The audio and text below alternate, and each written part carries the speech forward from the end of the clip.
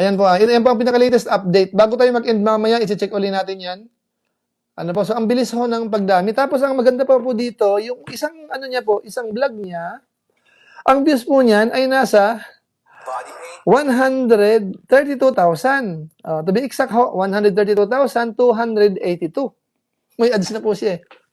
Pero ano naman, hindi naman ibig sabihin pagka may ads mo, monetize na eh. Nangyayari naman po yan. May mga tutorial ako ng ganyan eh. Minsan may case mo na may ads na siya pero hindi pa monetize po yan. So sana ho ito ay na-apply na kasi yung kung ang pag-uusap po ay watch hour lang, 4,000 watch hour ay sobra-sobra na po ito. Ang views niya po dun sa video niya ay 132,000. Okay po? So assuming mo na lang ho na ano, i-assume na wala yung calculator ko. Tingnan natin kung papasok na po siya. Calculator. Bali, ang views niya po sa ngayon ay 132,000. 132,00,00.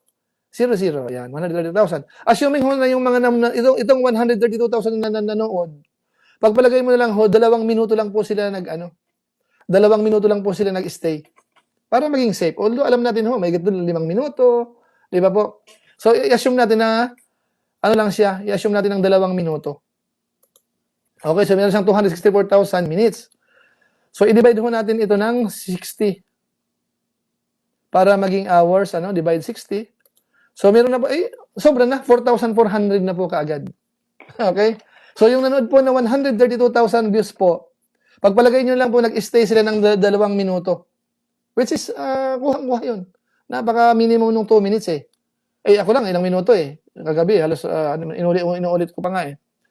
Ngayon po, i-assume natin na 2 minuto lang sila nag-stay. Ano po? Tapos, ang minutes na makukuha natin ay 264,000 minutes. I-divide mo ng 60 para maging hours siya. Magiging 4,400 na. So, ngayon po, lagpas na ang watch hour ni Joy. Okay, so, siguro kung sino man po ang nag-handle niyan, sino ang nag-assist, apply nyo na po kaagad. Yung sa YouTube Partner Program, YPP. Okay, apply na agad yan para 1, 2, ma-monetize na yan, maging okay na. Ano po? So sana ho, kung sino man po ang nakatutok sa kanya, kasi kailangan niya po ng alalay. Pag mga bago po kasi, kailangan ng alalay. Okay naman po yung sariling sikap para matutunan mo talaga. Pero siyempre ho, isipin ho natin, sayang yung araw.